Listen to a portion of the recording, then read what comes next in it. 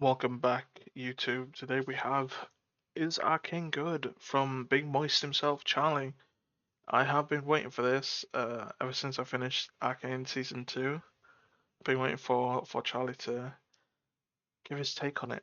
I overall liked it. I felt like the pacing wasn't as good as Season 1. It wasn't. Season 1 is such a masterpiece, and the pacing's so great. I feel like Season 2 would have benefited with not another season. I think another season would be too long. I think a couple of episodes might have been needed. But it goes against the whole like arc thing that they have of like 3 episode arcs. So it's one of those like where like they had to finish it this season. They had to resolve so many things and they had to kind of rush things. I know there's the main issue that I had with it was Maddie felt too rushed. The signs were there, and looking back at like all of season 2, the signs of Maddie being a bit like an inside informant for Ambassador was there, but you know, it's it's one of those where like it should have been a bit more obvious, not too obvious, but a bit more in front of the audience because yeah, there's the whole thing where like they're arguing, Maddie and Kate argue, and Violet just storms in like asking why Jinx is being jailed, and Maddie walks out, and then she listens in through the door. Yes, we can interpret that with everything else as like she's an informant, she's getting stuff, information for Ambessa, sure, but it can also be interpreted as she's jealous because Kate is like kind of pawed her off, you know, so to speak. So it's one of those that it needed more time, it needed more episodes, not a whole different season. I don't think that that'll be too much. There'll be too many episodes for them to. They would have filler at some points, which I'm kind of glad they don't have filler, but I'm also wishing they had more time. Season 2 of Arcane just wrapped up, and I can now comfortably say that this is what $250 million should look like. Yep. Not Red 1, which also had a budget of $250 million and looked like the product of ChatGPT just spitting out fanfic for the most generic throwaway cash grab Christmas movie of all time. This is a show that looks unbelievable. It is a masterpiece of animation, and I dare say this is probably the most visually stunning animated series ever produced. Yeah. Period. Just point blank. I'm willing to 100%. flop my meat on the table and say that because it is truly What? incredible what they have done for animation in this show. Every episode was just breathtaking from start to finish. They didn't cut any corners at all. This is something special. And it really stands out to me because right now we're in the era of every blockbuster production being $100 million plus budget and just looking like dog shit. Like Megaflopolis, over $100 million, and that movie looks like a GeoCities webpage Mega that has a what? plot that's held together by toothpicks and bubblegum. Or if we want to stick with shows for a comparison, Book of Boba Fett. Over $100 million budget for that super stinker, and it looks worse than Megalopolis. Adam Driver.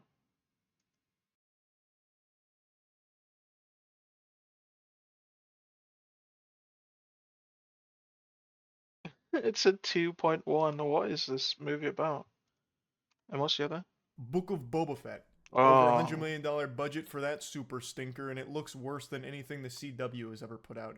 Point is, this show, I can absolutely see where every single dollar was spent. It is incredible. Like, I actually can't stress that enough. But I don't think this was the perfect season or anything. I love Arcane. I couldn't No, stop gushing definitely grannies wasn't. over season one, and I still am glazing season two heavy. Like, I'm busting out the cream in a big way. But I Yeah. do actually have some pretty big complaints about it as well. But first, I just want to start with everything that I love about it, which is pretty much everything. Visually, I've already kind of explained to you how I feel about that. But I also just love the way they Yeah, integrate I love the styles, man. music into this. I know that's kind of become a critique a lot of people throw against Arcane, how And I've seen like apparently they they kind of changed the overall animation. They made it more 2D animation. They put more 2D into it rather than before. It was like CG with a 2D drawing to enhance like the scenery. But apparently they changed the style to make it more 2D. every episode has like a music video to it. I love that. They're super stylized. I also like how the animation changes pretty frequently in episodes. So you have like the show in its normal animated coat of paint, and then all of a sudden, next scene, you've got like a totally different artistic medium to express the story, Yeah, and it's true. I really like that as cool. well. I just love that. It just seems like such a love letter to art and animation in general. Mm, And in particular, I love yeah. the music videos. I really do. I grew up off Naruto AMVs, Dragon Ball Z AMVs, Final Fantasy AMVs. So there's always like this soft spot in my heart for that. Yeah. I know other people have this as well, but like, you ever listen to music, and then you start picturing like music videos, sometimes fight scenes in your head, stuff like that. I do that with like, I used to do that a lot as a kid because I used to listen to music all the time. And now, like, I barely listen to it. Sometimes I do, sometimes I don't. But I used to listen to a lot of EDM, dubstep, and I would have like music videos. Like I would be picturing that in my head, and that's what now kind of feels like in season two, and I love that. That kind of content. And this show does that. They have some banging boner jams that have a really cool, very stylized, over the top segment that lasts for like 2 to 3 minutes for the song's duration in the episode. Sometimes at the beginning, sometimes a little more towards the middle. And when they come on, I actually just feel like they're kind of just a nice treat. Yeah, I Yeah, understand that it can be a bit immersion breaking how all of a sudden you just have a music video dropped on your plate, but I really like it, and I think it conveys a lot of emotions well. I liked all of it except the Stromae one.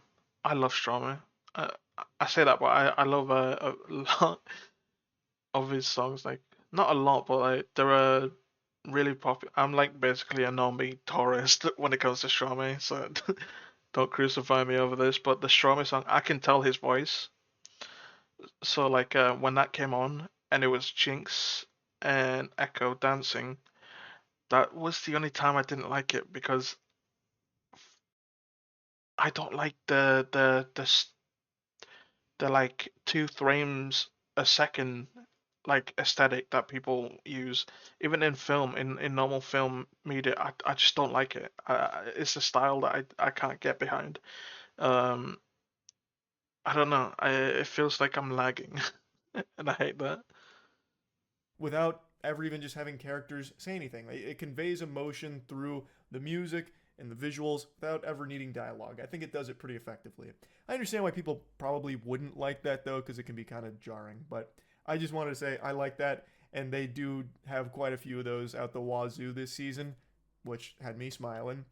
Another thing I really liked about this is just how much depth they gave to characters that were already pretty fleshed out from season one. In season two, they continue down there without ever making the characters feel like they end in a place that doesn't make sense. However, I do think there are a Yeah, few instances where some characters flip flopped on things pretty abruptly without like a development to that position. Like the position they end up in makes a lot of sense, but the way they get there felt kind of rushed sometimes. That's not for every character. Like Victor, for example, I thought they did a amazing job where big spoilers coming. look, Victor's law, old league law, kind of sucks. It's kind of basic. It's like evolution, great evolution. Everyone needs to evolve.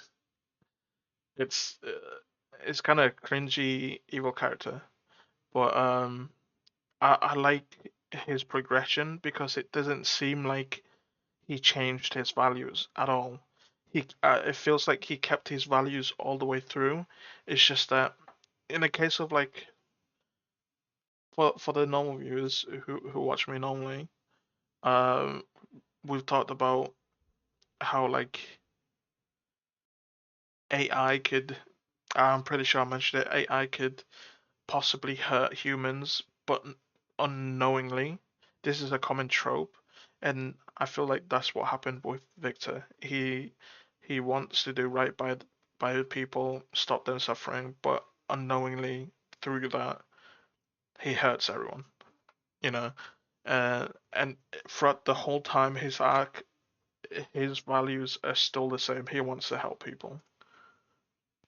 Spoiler inbound, big warning. Victor becomes a bad guy. Victor becomes the bad guy, really. But it's not like a cartoonishly evil villain that he becomes. He gradually changes into this character in a way that's an extension from the Victor we already know from season one. The True, the true. guy who wants to Although I do like my evil characters. I do like it. I like both complex characters, but like I also like, yo, I'm just death. I need to kill everything type characters. help people. Like the way that he goes from helping people to becoming Machine Jesus and trying to help everybody, and the way that he approaches that help now becomes pretty concerning and a problem for everyone around him. It's no longer necessarily help, it's Mm, kind of he's taking control of everyone. true. I like this guy. This moist guy. I think he's I think this guy's pretty smart. Um, plus it's not like a it's not cheesy as in like, oh, I'm accidentally hurting people by helping them. It's because when Jace quote unquote kills him, shoots him in the chest, he has that monologue because he sees the fighting. He thought to himself he can create a peaceful commune where people can join him, people if they want to, if they need help, if they need someone to unload their burden, and when the fighting starts, he starts to realize it's these people can't be helped in the usual way. The doctor was right. These people's greed of power is just too much for them. So let me just take all of that away from them. If I take the choice away from them, they'll never want that. They'll never want this the desire to hurt each other at all. And it's not abrupt or anything. It's very logical where he starts taking people over. It makes sense to him, you know. One to deliver a utopia, a perfect world.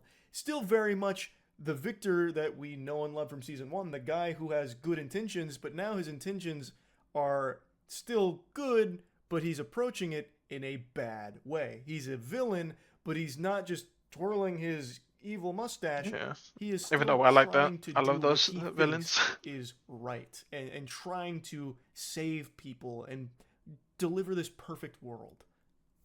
I'm gonna get into a complaint while I'm getting into some praise. Ambessa.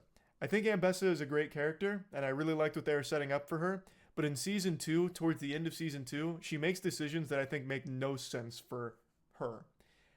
Big spoilers. I'm gonna get into spoilers talking about this. I've been doing a lot of spoiler talk for my reviews because I think it's just more fun, Yeah, and I like it's to get definitely my better. thoughts out about it. So, spoiler warning. I do not like that for some reason Ambessa teams up with Victor after learning that he can create these immortal super soldiers that, what could I do with an army that doesn't fear death? That makes sense. That's logical.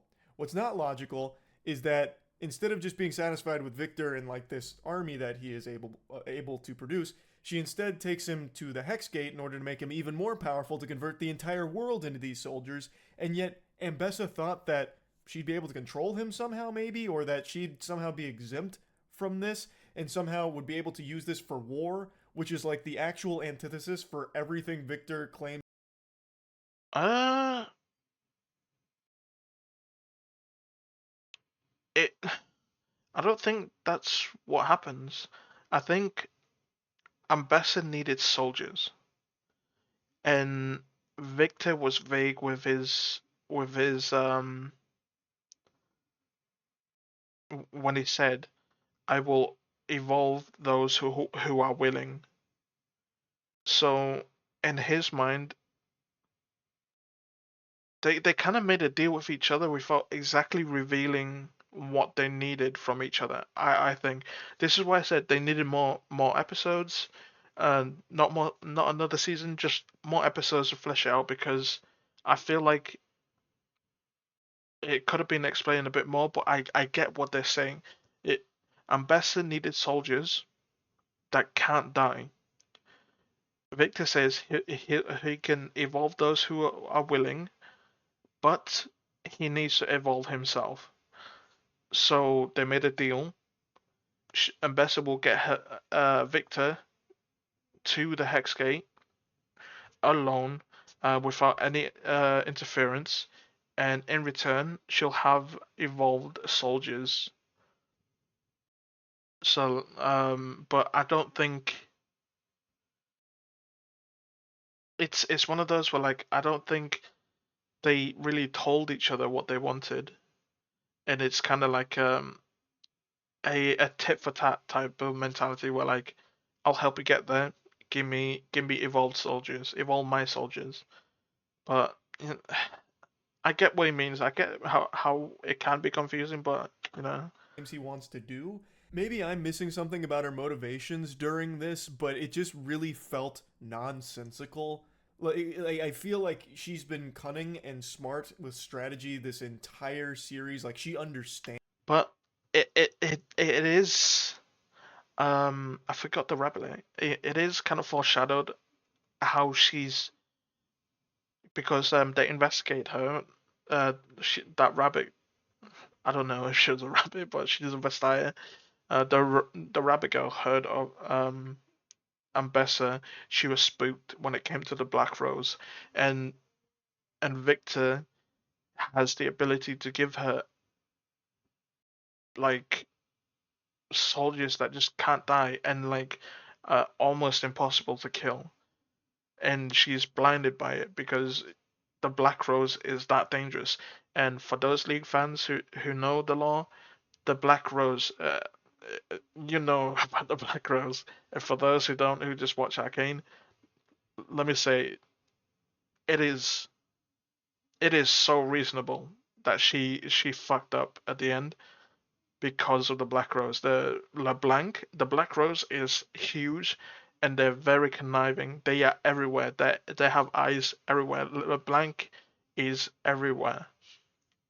It's she's almost like an omnipotent god. So going up against that, you're kind of blinded by, hey, I can give you soldiers that just they don't care if they die, man. They'll fight till the end. They're crazy. And in your head, you're like, this is what I need to kill the Black Rose. This is what I need to destroy them. So it's understandable because they've already said she seems spooked when it comes to the Black Rose, and I get why she's like, Black Rose. I have soldiers that don't want to die, that can't die, Hands all the or pieces on the not afraid chessboard. to die. Sorry. Yet for this one, she decided to go through with this plan that would never actually work out in her favor and ultimately leads to her demise. I also think her death is really underwhelming. So the Black That I agree with. I agree with. If during the fight they hurt her enough, I know that the chains have something because it killed Alora. Is her name? Assistant to Mel. They killed her with the chains, or that's what I'm assuming. So I guess the chains do some sort of damage.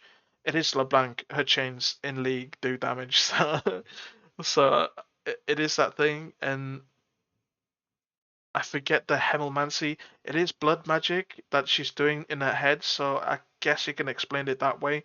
She's killing her through her mind, through her blood magic.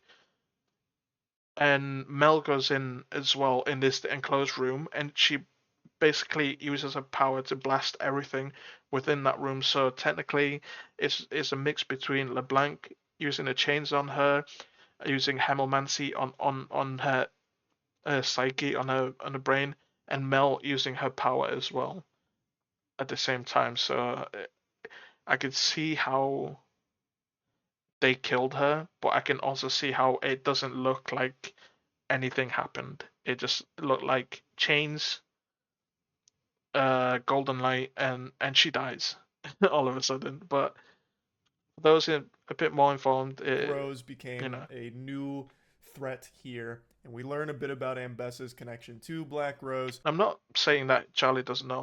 I know Charlie knows more than the average Arcane um, watcher, the normal Arcane watcher, because he plays League. He played League.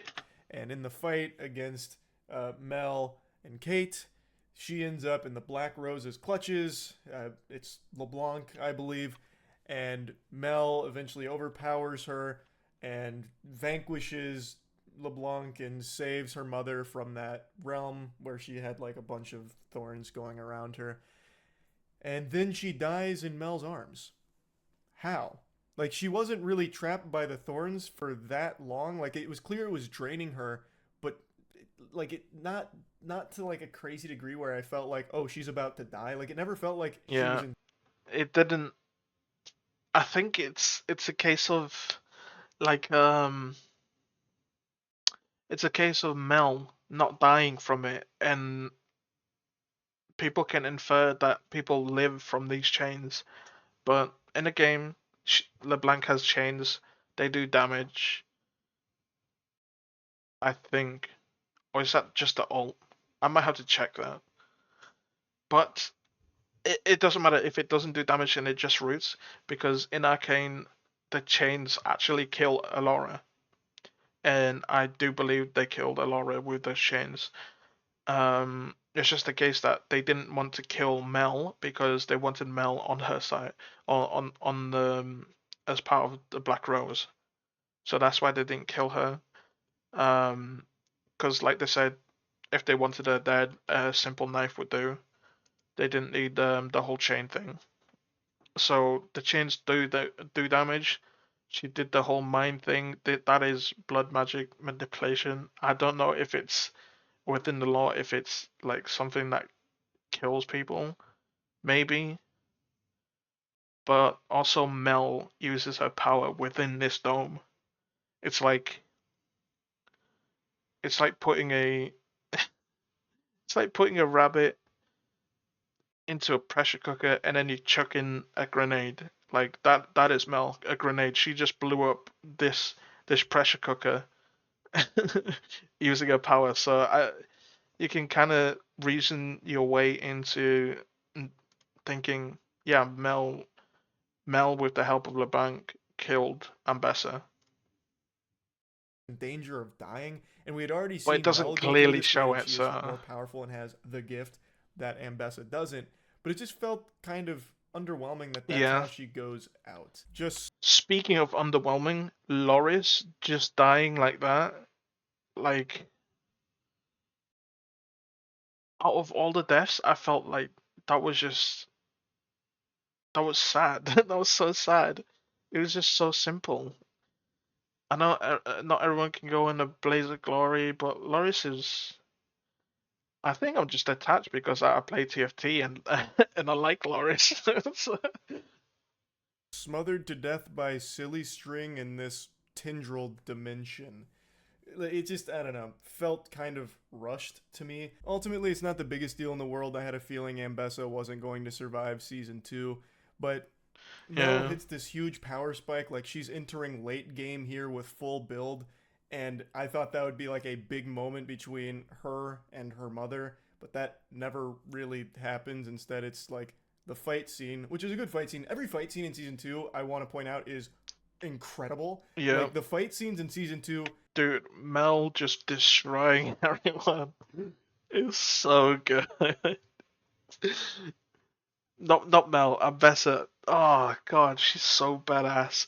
And then when everyone's captured and she walks up the steps, and then that song that plays that goes dude, cinnamon. That shit is wild. I'm back chesting IRL, dude. Were somehow even better than the ones in season one. They really outdid themselves with the action here. Fucking hats off, compliments to the chef because they were fucking cooking with the action. Yeah, So there's a great action scene here, big action sequence that is fantastic, but then there's never ever this moment where Mel and Ambessa really connect at all. And I guess I was just kind of expecting that and something more to come from it, but it didn't. Instead, it was kind of like an abrupt death for Ambessa there. it would have been great if during the fight between, because I do believe not only Mel and Ambassador fighting, I believe Kate should be there. The fight should have happened with them two, because Ambassador, first of all, there's no way Kate is dealing with that alone, and Mel is a young mage. She's just literally got her powers recently, so um, having 2 vs 1, it should be what should happen. But during that fight, I believe some sneaky stuff should happen. Like not only during when Kate cuts the runes from her arm, something else should happen. Like a stab, something, a knock with the power when she's distracted, and then they unlock. They call LeBlanc over. That would like a couple of minutes extra just to show that she's hurt, she's wounded, and then LeBlanc comes and like well basically does her shit over. I think that would have been a lot better. It wouldn't have like Charlie and I'm guessing a lot of people watching Arcane wouldn't have been like, wait, she just dies? What the fuck? That would have been so much better, man. Which, again, ultimately, I don't think she should have ever even been there in the first place. It just didn't make sense to me why she would even team up with Victor for the plan of going to the Hex Gate. I also don't even think Victor needed Ambessa or her army there for his plan to succeed because his fucking immortal machines, they were unstoppable. Not a single one was defeated except for one, which was by pure luck for the most part, with Mel and Jace being able to stop it. I don't think Ambessa even needed to be recruited by Victor for this task at all. Like, I understand it was mainly a diversion. Didn't really need it because Victor had a massive army of these immortal super soldier machines that nobody was stopping. And then in the end, what ends up happening is the machines fucking touch everyone's face. Now, to be fair, uh, the professor is under Ambessa currently. Before he had the power to evolve those people. Without Ambessa, there'd be no Singed, no Revik. That's his name. And I can't believe that they they made him. They called him Revik, man. That's crazy. Oriana's father. Um, but yeah, they have Revik, Dr. Revik Singed. So like before that, Victor wouldn't have anyone. He would have just died. So making that deal, and I don't think Victor would go back on deals. It doesn't seem like the character type to do that. So I can see it that way. But I also agree, like, yeah, as soon as he is able to have the power to evolve these other people in his commune, true, he doesn't need Ambassador. But I believe he wouldn't go back on a word like that, you know. Even though he's a bad guy. Leading to them being jacked into the hive mind of the Arcane.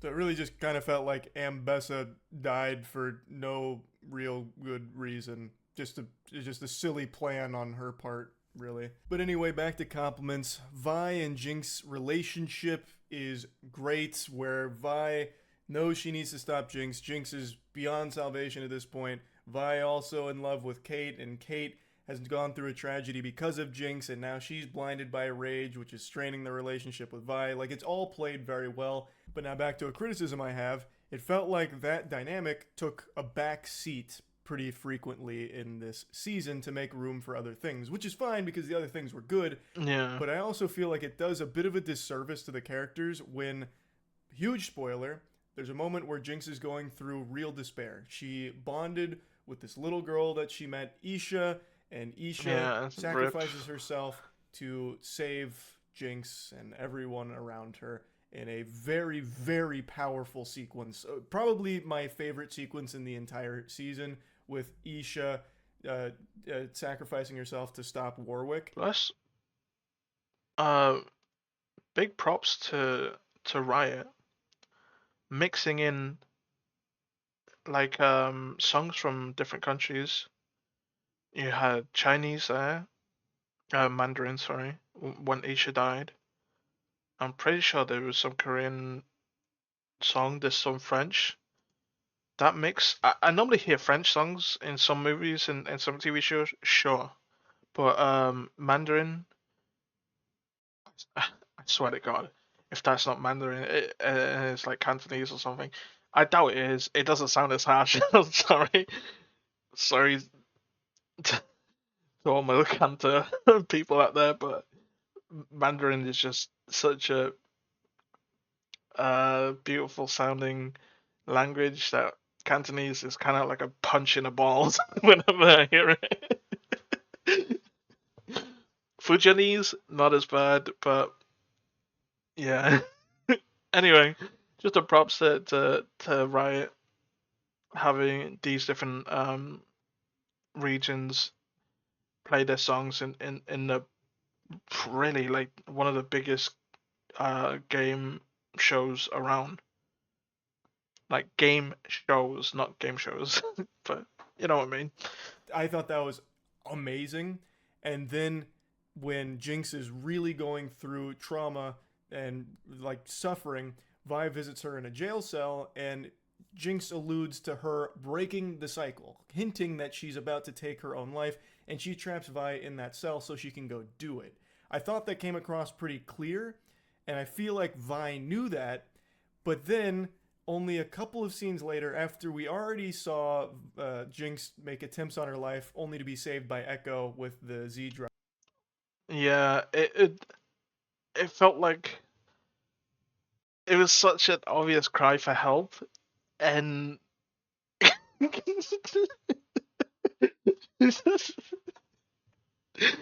and Mai just goes, you know what? I'm just gonna fuck Kate in this this jail cell. That is so crazy to think about. Now that he's playing it out.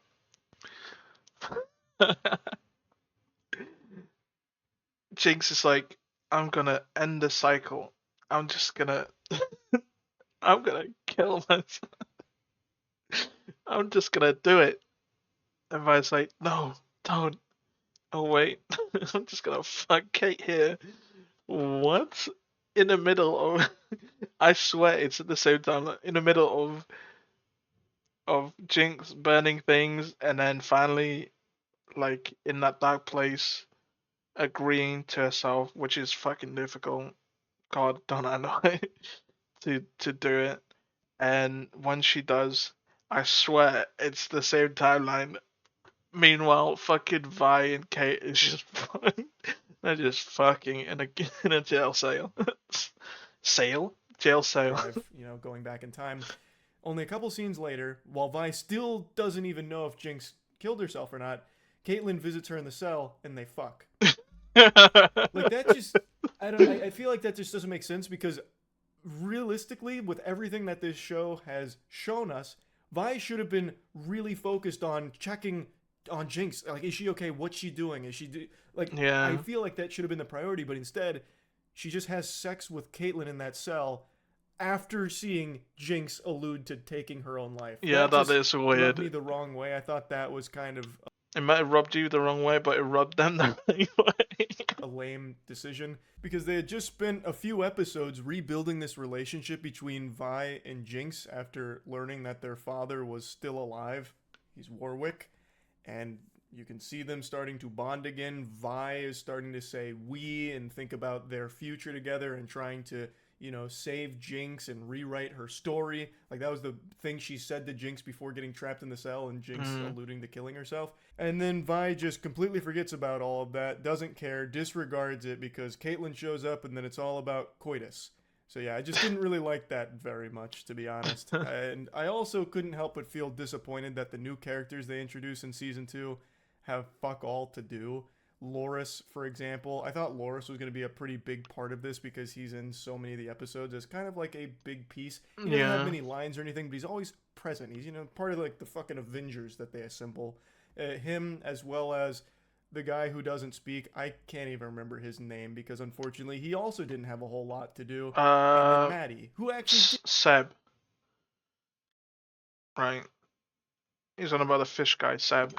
did have some stuff to do, so at least she was utilized to some extent. But the other two, they didn't really get to do anything. I understand there's already so many moving Yeah. pieces and so many characters to keep track of and All Loris had was she was Vi's drinking buddy on her downward spiral into emo.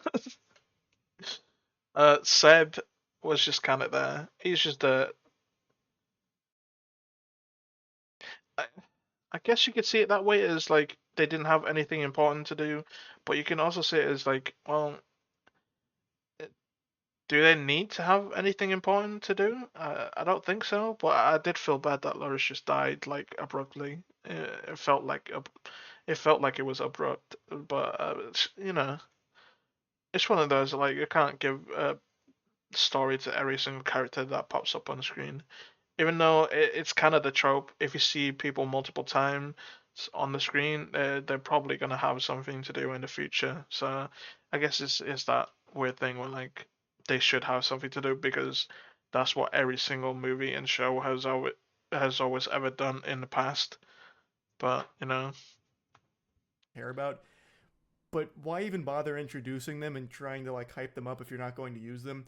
Like Loris, for example, he didn't even have anything to do in the final fucking episode. Like he had a moment that I thought was going to be like his heroic triumph. Like, okay, this is what Loris's character has been building to. This is going to be his big no, moment to save the but they gave day. it to the And then piano he gets guy. shot by 3 arrows and just dies instantly. So he never even does anything.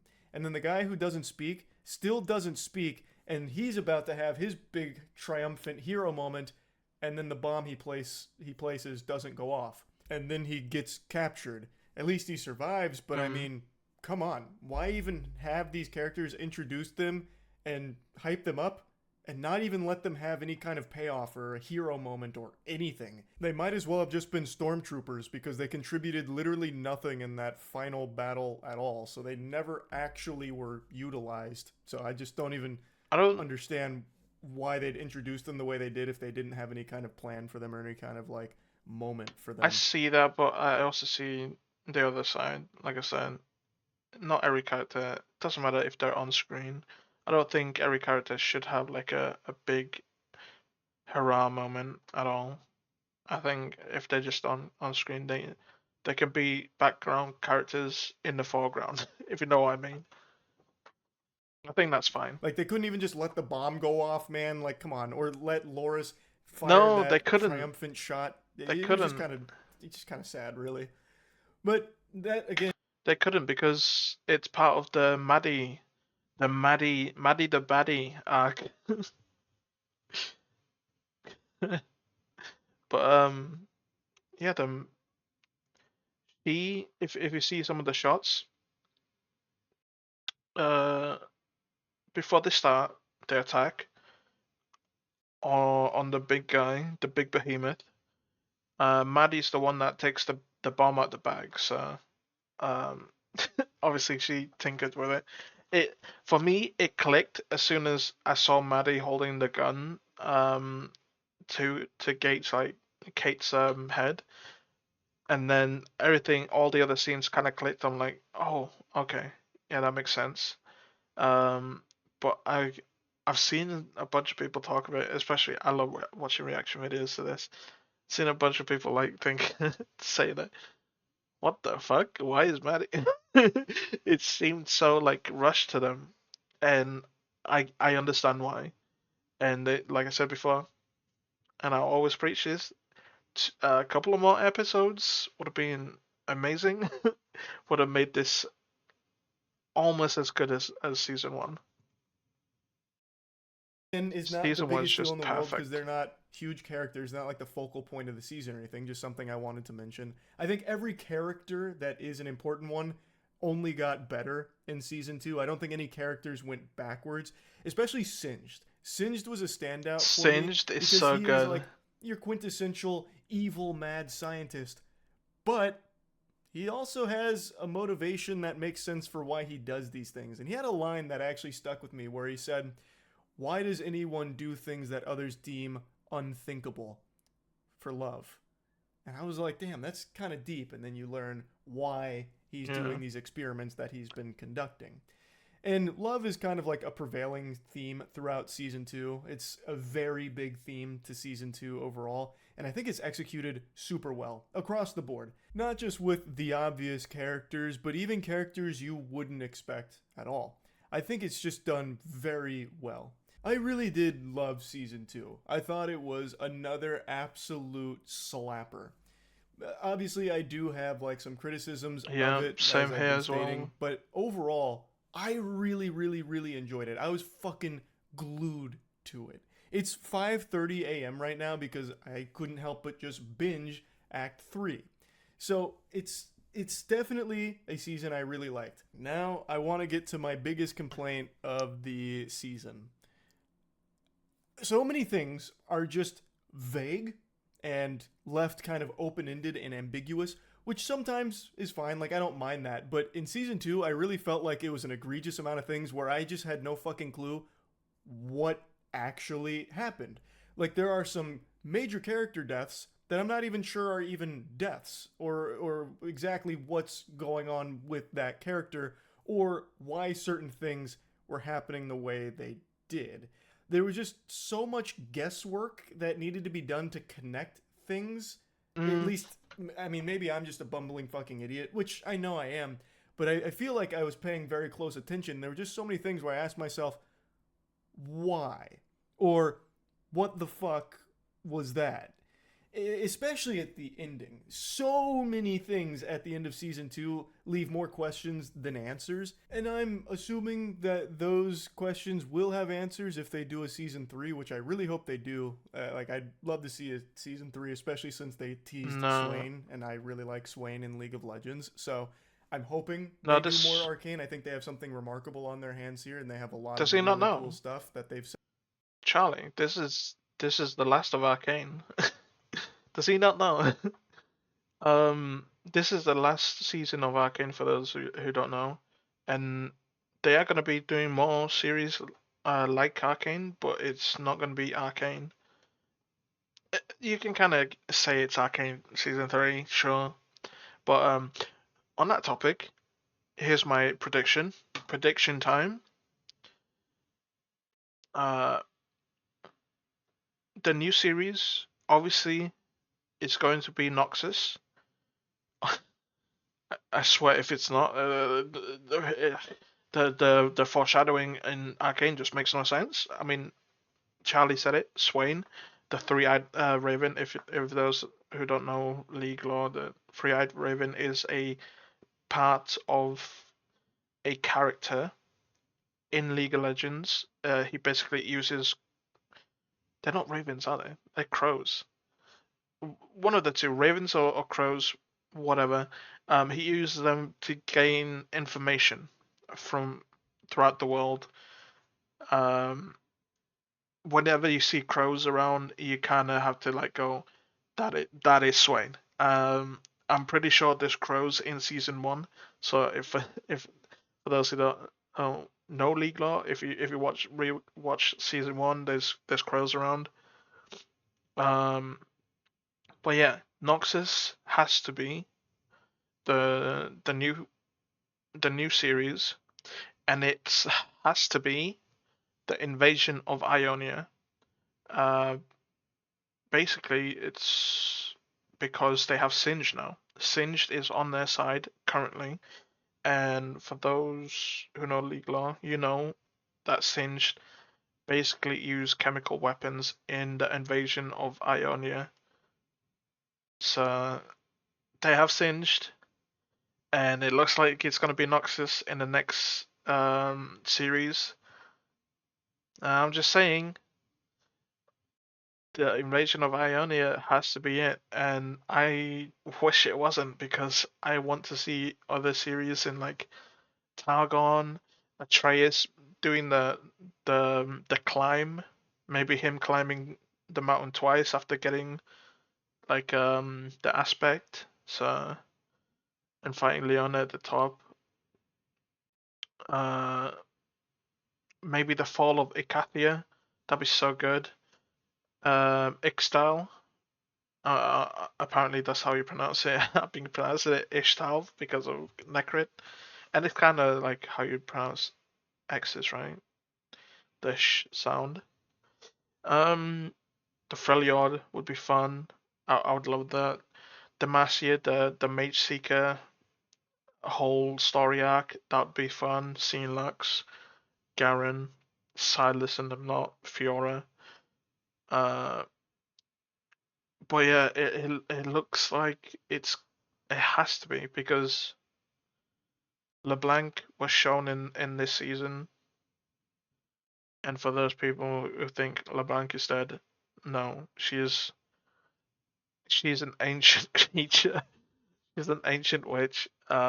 She's too powerful, and it makes sense that to have it in Noxus because LeBlanc is there, the Hemelmancers, Swain is there, uh, and also for those who are missing Jinx, there's a little there's a little demon vampire uh in in Noxus, and she is also voiced by the voice actor who voices Jinx. So you can still have Ella. I think that's her name, Ella something. You can still have her voice there. It will sound jarring because she sounds like Jinx, but you can have her voice still there in a new series if anyone's missing Jinx at all. Set So up. And I would really like answers to those questions that season 2 has left me with. Also, I just have to mention this. There are some major character deaths in here that I think just get brushed over way too quickly and don't get the respect they deserve. Big spoiler warning. Okay, Heimerdinger's death. Heimerdinger self sacrifices in order to send Echo. he doesn't die. Hammerdinger does not die. Uh Firstly, because it's unearned. The whole death scene is not, they don't lament on the fact that he dies because he doesn't he doesn't die. He does say some death flag words to Echo, but he's a Yordle. For those who don't know, Yordles is the species for Heimerdinger, and in now I'm assuming big time because Arcane is the new law, so they can still change things. Like Warwick, his law has changed in Arcane compared to the League law. Singe's law, he is now Rivek, the father of Oriana. Sorry, Revik. I keep saying Rivek because of Vivek Ramaswamy. Revik, um, father of Oriana, which before Revik was just a random scientist and Singed was just Singed. Um, Vanda being Warwick was also a change. The person who was turned into Warwick in Old League lore wasn't actually explained at all. He was just a random guy.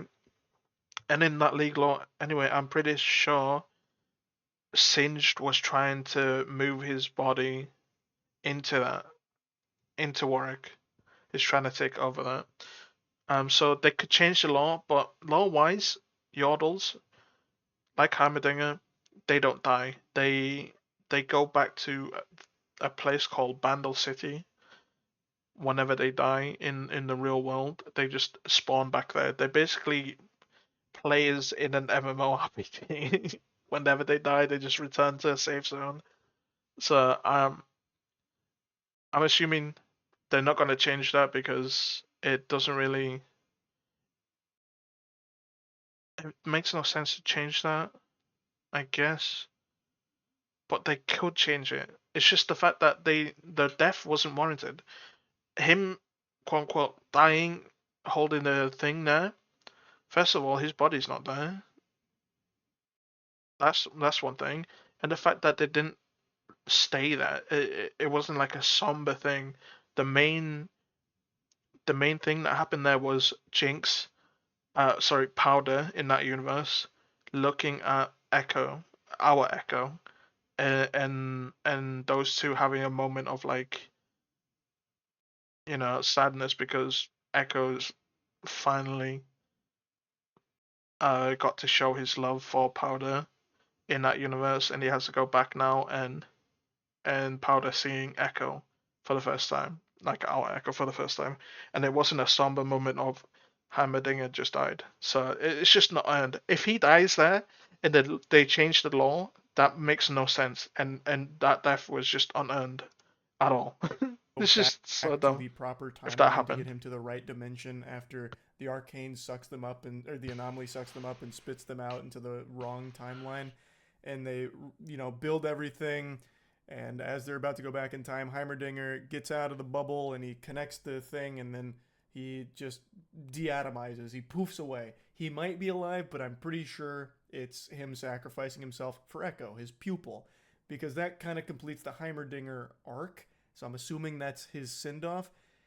And it's a fine send off, but his death is never acknowledged after that. Echo doesn't say anything about him. No other character says anything about him. It's just, he's like forgotten, which I just think is a real shame. Anyway, though, I'll stop yapping about it. Mm. Overall, I think Arcane Season 2 is. But yeah, like I said, Heimerdinger, they didn't they didn't mention it. I don't think it's that important because he doesn't really die, doesn't he?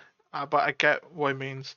I wonder if he knows that Yordles, law-wise, technically can't die.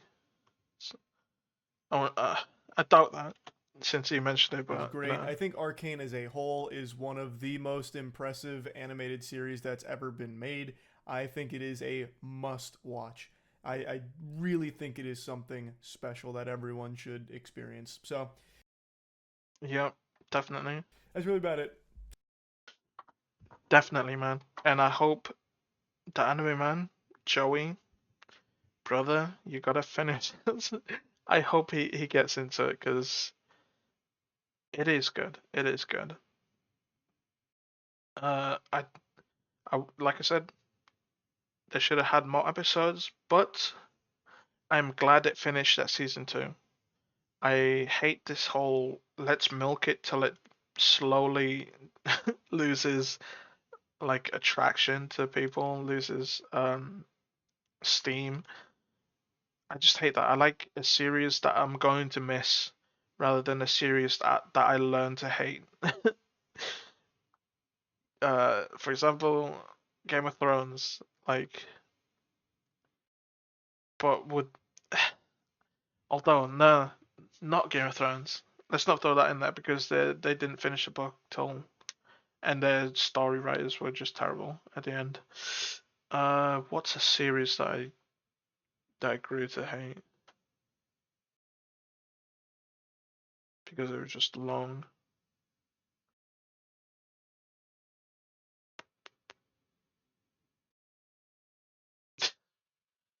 I'm gonna say it.